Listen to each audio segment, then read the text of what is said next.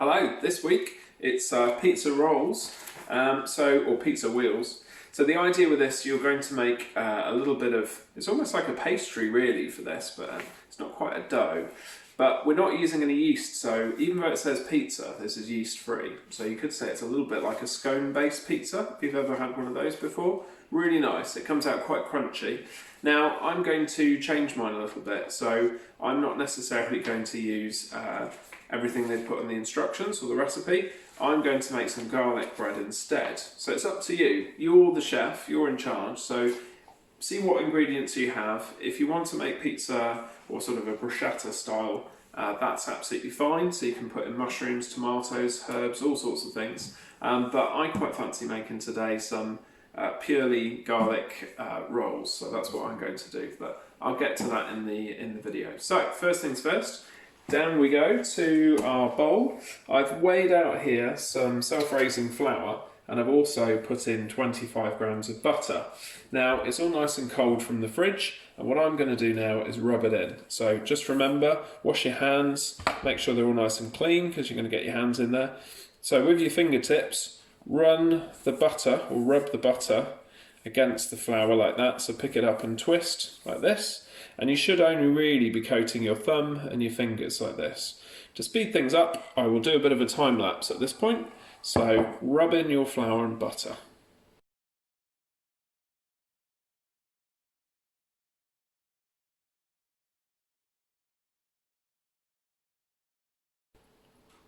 Right guys, I have rubbed that in. The way to test, rub the bowl around on the worktop there, and if you see any lumps, pinch a lump and see if it's fat or not. There is actually a lump of fat there, so that bit needs rubbing in. What about the rest?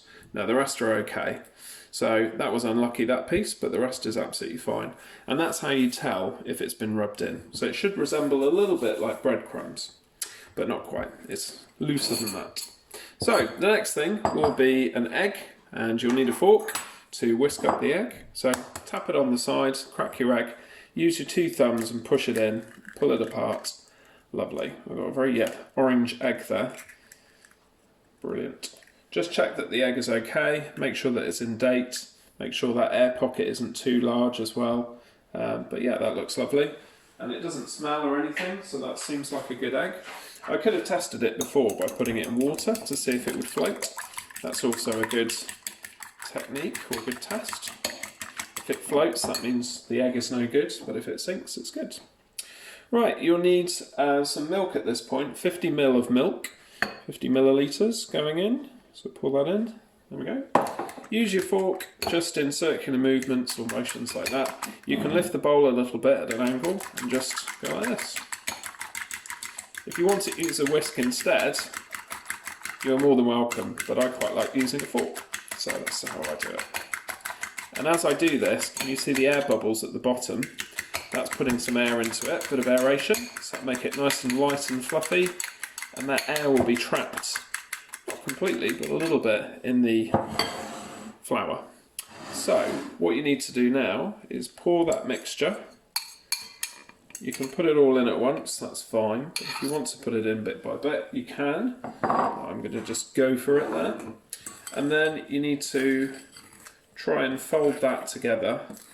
You can get your fingers in there, that's absolutely fine, but I think I'm just going to use the fork for a minute. So, if you had a particularly large egg, you might find this is a little bit watery. If you do, and you find that it's not coming together too well, and it looks a bit more like a cake mixture, it's not as dry as this, then you may need to add a small amount of flour. But it should look a little bit like this. Now, to speed things up, I will actually use my fingers. So once you get to this point, you can pop your hand in there and try and push it around a bit. It should start picking up some of the flour and mixture from the side of the bowl.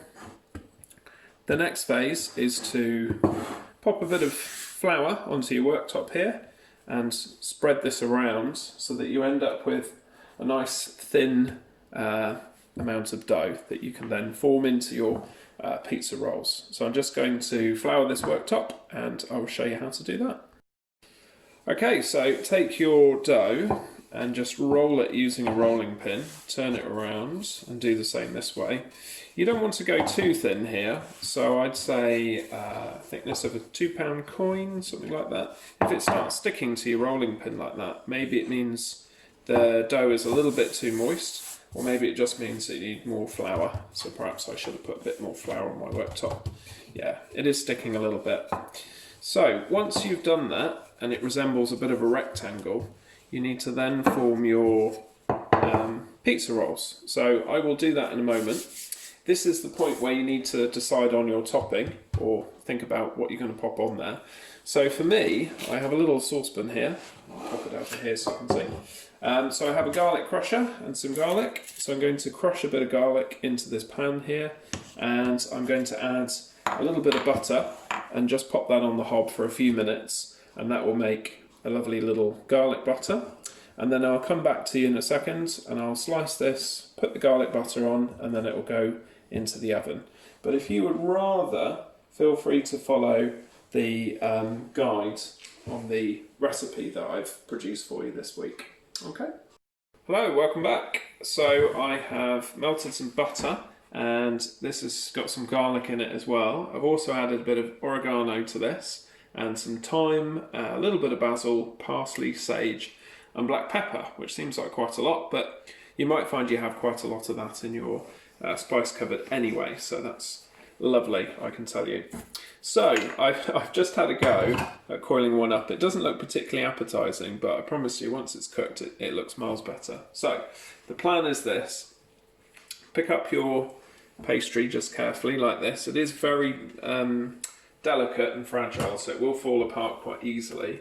Take your brush with your garlic, or put your tomato on, or you know, whatever you've decided, mushroom and olives, all sorts of things you can pop on. It's a bit like a little mini pizza really, isn't it? So it's up to you. Everyone has a preference. Roll the pastry or the dough up like this, and then stand it, plop it down, stand it on its side, and you can give a little press just so it doesn't fall over. So I'm going to do that again and again, and then this is going to go into the oven for about 15-20 minutes on 200 degrees, or possibly gas mark 6, depending on what you have at home. So I'll come back to you after this has been in the oven. I look forward to it. Bye for now. Now they have exploded a little bit, I will admit to that, but they look quite nice. They're a little bit rustic. Some of the herbs have come out as well, which is good. So what I could have done is I could have sprinkled some more herbs onto the top, and that would have helped with the appearance a little bit.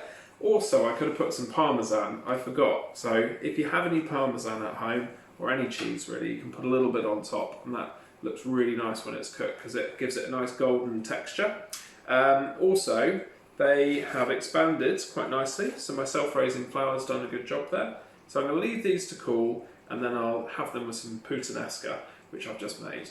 If you don't know what puttanesca is, message me and I can tell you. But I tell you what, I could show it to you if you like. So this is, I'll pop it over here. So this is puttanesca. It's anchovy and tomato olive based sauce that goes very well with pasta. And that is why I've made this garlic bread, because I'm going to have the two together. Scrummy. Anyway, I hope you've enjoyed cooking this week, and I will see you next time. Bye for now.